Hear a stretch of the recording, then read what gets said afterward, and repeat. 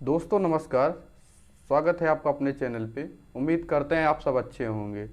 दोस्तों आज हम बात करेंगे जो अल अक्सा फ्लड और आयरन स्लॉट ऑपरेशन चलाया जा रहा है उसके बारे में हम आपको बताएंगे। तो दोस्तों सबसे पहले हम बात कर लेते हैं अल अक्सा फ्लड के बारे में। तो दोस्तों ये हमास द्वारा चालू किया हुआ इसराइल पे अटैक है। इसको अल अक्सा फ्लड का नाम दिया गया है। जैसे कि दोस्तों देखा जाए तो जो 6 मई 2021 को सुप्रीम कोर्ट, जो इसराइल की सुप्रीम कोर्ट है, उसके द्वारा एक ऑर्डर आया था कि जो शेख जरा है ईस्ट यरूशलेम में, वहाँ से 6 फ़लस्तीनियों को निकालना था। तो उसके बाद दोस्तों उस सुप्रीम कोर्ट के विरोध में फ़लस्तीनियों जो लोग थे वो लोग प्रोटेस्ट करने लगे जेरूसलम में। उसके बाद प्रोटेस्ट बहुत बड़ा हो गया था। फिर दोस्तों वो 7 मई को जो इजरायली फोर्स थी और उसकी पुलिस थी, उसने अल अक्सा कंपाउंड में एंटर किया था। वहाँ जो प्रोटेस्ट हो रहे थे उनको कंट्रोल करने के लिए।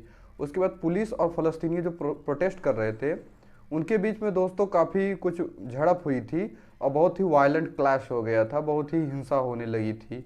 उसके बाद वो कंपाउंड के अंदर चले गए थे। उसके बाद कंट्रोल करने के लिए वहाँ बहुत सारे जैसे कि रबर बुलेट यूज किया गया था, उसमें टीयर गैस यूज किए थे। मतलब जिस तरीके से कंट्रोल किया जा सके उनके जो अल अक्स मॉस्क है दोस्तों उसमें एंटर कर गए थे उसके कंपाउंड में।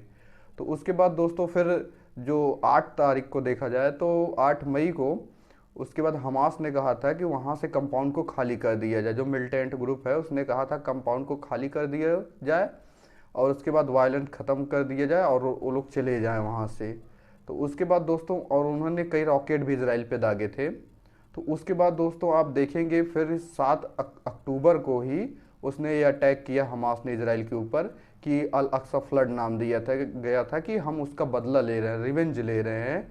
जो आपने हमारे कंपाउंड में गए थे लोगों को प्रोटेस्ट करने के ऊपर गोलियां वगैरह चलाई थी, जो टीयर गैस, उसके प्रोटेस्ट में। और दोस्तों जो अल अक्स जो है बहुत ही होली प्लेस है दोस्तों।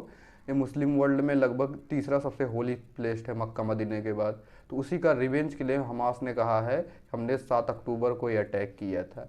तो दोस्तों उसके बाद फिर देखा जाए तो इसके जवाब में जब हमास ने अटैक किया अक्टूबर में, जैसे आपको पता ही होगा अभी 2-3-4 दिन की बात है। तो उसके बाद दोस्तों जब अटैक हुआ उसके बाद इसराइल ने इसका बदला लेने के लिए उन्होंने ऑपरेशन शुरू किया आयरन स्वॉर्ड्स। उसके बाद दोस्तों जिसके तहत उसने रिटेलिएट किया है काफ़ी उसमें हमास के अंदर। और दोस्तों जो फ़लस्तीनियन हैं गाजा पट्टी में उसके ऊपर युद्ध चल रहा है। उसके बाद दोस्तों उन्होंने अटैक किया काफ़ी बुरी तरीके से, उन्होंने हमास को पीछे भी किया है और दोनों के बीच बहुत ही क्लैश बहुत तेज चल रही है दोस्तों, लड़ाई इधर से उधर से। और इसराइल एयरफोर्स काफ़ी सुपीरियर है तो उन्होंने एयर स्ट्राइक की है जिसमें कई लोग मारे गए हैं हमास के भी, और कुछ नॉर्मल पर्सन भी मारे गए हैं, इनोसेंट लोग जो नॉर्मल सिविलियन हैं वो भी मारे गए हैं।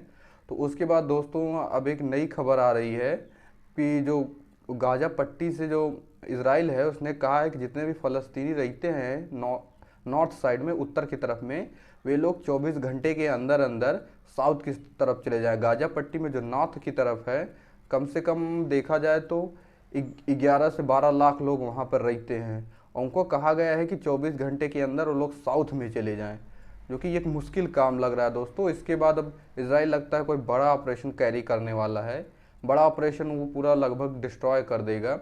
उसके बाद फिर उसने कहा है कि उनकी एयरफोर्स तैयार हो गई है और 24 घंटे का अल्टीमेटम दे दिया गया। देखते हैं अगर लोग खाली कर देते हैं तो दोस्तों कई लोगों की जान बच जाएगी, अगर नहीं करते तो उसमें कई नॉर्मल लोग भी मारे जाएंगे जो उनके टेररिस्ट के अलावा जो बचे हैं। दोस्तों इसमें देखा जाए कि टेररिस्ट तो अगर मान लीजिए निकल भी सकते हैं इनके साथ ही जो नॉर्मल लोग जाएंगे, लेकिन इसराइल का टारगेट है कि जो भी उनकी फैसिलिटी से गोला बारूद जो भी रखे हुए हैं वहाँ पर वो लोग उसको हम डिस्ट्रॉय कर देंगे तो वो लोग लड़ नहीं पाएंगे।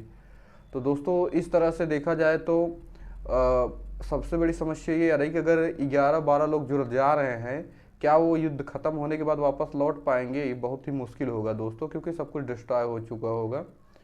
तो उसके बाद दोस्तों देखा जाता है आगे क्या क्या होता है। दोस्तों ऐसा लग नहीं रहा कि युद्ध नॉर्मल रुकेगा, अभी युद्ध लग रहा है बढ़ा जाएगा।